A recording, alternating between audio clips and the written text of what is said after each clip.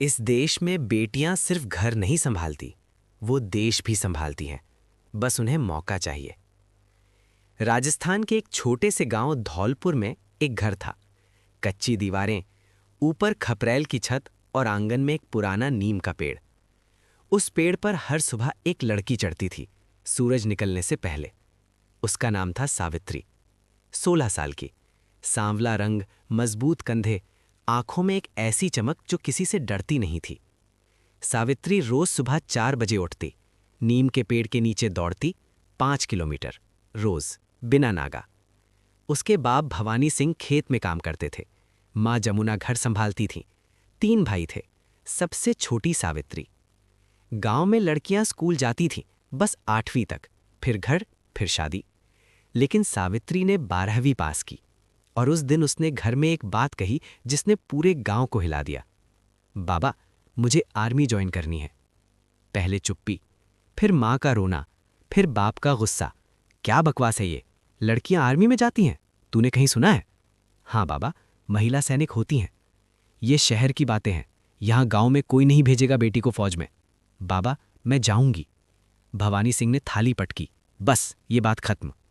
सावित्री चुप हो गई। लेकिन अगली सुबह वो फिर 4 बजे उठी, फिर दौड़ी। गांव में खबर फैली, पड़ोसी आए। भवानी भाई, लड़की को समझाओ, आर्मी में जाएगी तो शादी कौन करेगा? चाचा बोले, ये सब पढ़ाई का नतीजा है, ज्यादा पढ़ा दिया। सरपंच ने कहा, बेटी को घर बिठाओ, इज्जत का सवाल है। हर तरफ से दबाव था। माँ रोज रोती थी, बेटा छोड़ दे ये सब, अच्छा घर मिलेगा, सुख से रहेगी। सावित्री माँ के पास बैठती, उनके हाथ थामती। माँ, तुमने पूरी जिंदगी दूसरों के लिए जी, मुझे अपने लिए जीने दो। माँ रोती रहती, लेकिन सावित्री की आंखों में वो आग नहीं बुझती थी। एक रात भवानी सिंह देर से खेत से लौटे, थके हुए, बूढ़े होते शरीर में दर्द था। सावित्री ने पानी दिया, खाना परोसा। बाप खाते रहे, चुप रहे। फिर अचानक बोले, बिना ऊपर देखे, तेरे दादा फौज में थे। सावित्री रुक गई। 1971 की लड़ाई में गए थे, वापस नहीं आए। पहली बार सावित्री ने यह सुना था। मैंने उनकी तस्वीर कभी नहीं देखी, बस एक मेडल था, वो भी खो गया। भवानी सिंह की आवाज कांप रही थी। मैं डरता हूं बेटा, तुझे खोने से डरता हूं। सावित्री की आंखें भर आईं। वो बाप के पास बैठ गई। बाबा, दादाजी ने देश के लिए जान दी, मैं देश की रक्षा करना चाहती हूं। ये डर नहीं, ये फर्ज है। भवानी सिंह देर तक चुप रहे। फिर उन्होंने एक काम किया। उन्होंने सावित्री का हाथ थामा और कुछ नहीं बोले। उस रात वो रोए, अकेले में, छत पर। और अगली सुबह जब सावित्री दौड़ने निकली, भवानी सिंह दरवाजे पर खड़े थे। जा, दौड़। तैयारी शुरू हुई। आर्मी अग्निवीर का फॉर्म भरा, physical test, written test, medical, सबकी तैयारी। लेकिन रास्ता आसान नहीं था। गांव की लड़कियां हंसती थीं, देखो सावित्री सिपाही बनेगी। लड़के मजाक उड़ाते थे, फौज में तेरे जैसी कहां टिकेंगी। एक दिन सावित्री सुबह दौड़ रही थी। रास्ते में 3 लड़कों ने रोका। कहाँ जा रही है इतनी सुबह? दौड़ने। लड़कियां दौड़ती हैं, एक ने हंसते हुए कहा। सावित्री रुकी नहीं। हट जाओ रास्ते से। उन्होंने रास्ता नहीं छोड़ा। सावित्री ने उनकी आंखों में देखा, बिना डरे, बिना झुके। मेरे बाप की बेटी हूं और मेरे दादा फौजी थे, रास्ता छोड़ो। कुछ था उसकी आवाज में जो उन लड़कों को पीछे हटा गया। सावित्री आगे बढ़ गई।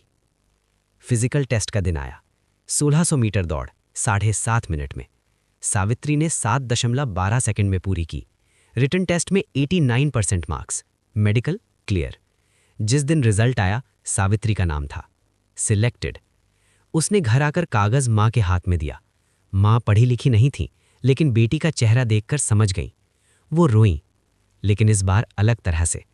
उन्होंने सावित्री को गले लगाया, इतनी कसकर कि सावित्री को सांस लेना मुश्किल हो गया। जाने का दिन आया।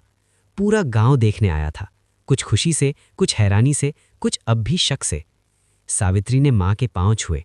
माँ ने उसके माथे पर तिलक लगाया, आंखें भरी हुई थीं। ठीक से खाना खाना? हाँ माँ। ठंड में कपड़े पहनना? हाँ माँ। और? माँ रुक गई। और क्या माँ? और देश का नाम रोशन करना। सावित्री की आंखें भर आईं। उसने माँ को फिर से गले लगाया, फिर बाप की तरफ मुड़ी। भवानी सिंह खड़े थे, आंखें लाल थीं, हाथ कांप रहे थे। सावित्री ने उनके पांव छुए। बाप ने उसे उठाया, सिर पर हाथ रखा, कुछ नहीं बोले, बस एक काम किया। जेब से एक पुरानी धुंधली तस्वीर निकाली, एक फौजी की वर्दी में। तेरे दादा। सावित्री ने तस्वीर थामी, कांपते हाथों से। उस बूढ़े चेहरे में उसे अपनी आंखें दिखीं। उसने तस्वीर सीने से लगाई। बाबा, मैं उनका नाम रोशन करूंगी। 2 साल बाद गांव में एक खबर आई। अग्निवीर सावित्री भवानी सिंह को उत्कृष्ट सेवा के लिए सम्मानित किया गया था। जम्मू कश्मीर की बर्फीली चौकी पर तैनात, -20 डिग्री में ड्यूटी। गांव में वो खबर पहुंची तो सरपंच ने पंचायत बुलाई। हमारी बेटी ने गांव का नाम रोशन किया। वही लोग जो कल तक रोकते थे आज तालियां बजा रहे थे। भवानी सिंह घर में बैठे थे। जमुना ने आकर कहा, सुनो, पंचायत में सब तारीफ कर रहे हैं सावित्री की। भवानी सिंह चुप रहे, फिर उठे, उस पुरानी दीवार के पास गए जहां दादाजी की धुंधली तस्वीर लगी थी। उसके बगल में सावित्री की वर्दी वाली तस्वीर लगाई। दोनों को देखते रहे, फिर धीरे से बोले, सिर्फ अपने आप से, बाबूजी, आपकी पोती आपके रास्ते पर चल पड़ी। उनकी आंखों से एक आंसू निकला। वो आंसू उस तस्वीर पर गिरा, दादाजी की तस्वीर पर, जैसे एक पीढ़ी ने दूसरी पीढ़ी को सलाम किया हो। और उस रात बर्फीली चौकी पर सावित्री ने आसमान की तरफ देखा। तारे थे, लाखों तारे। उसने वो पुरानी तस्वीर निकाली, दादाजी की, मुस्कुराई। दादाजी, मैं आ गई। ठंडी हवा चली, जैसे किसी ने जवाब दिया हो। दोस्तों, सावित्री की ये कहानी सिर्फ एक लड़की की कहानी नहीं है। ये उन लाखों बेटियों की कहानी है जिनके सपनों पर समाज ने ताला लगाया, जिन्हें कहा गया ये तुम्हारे लिए नहीं।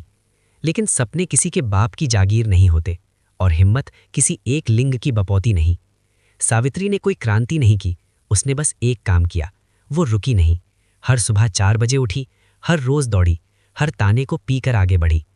आज अगर आपके घर में कोई सावित्री है, कोई बेटी जिसकी आंखों में कोई सपना जल रहा है, तो उसे मत बुझाइए।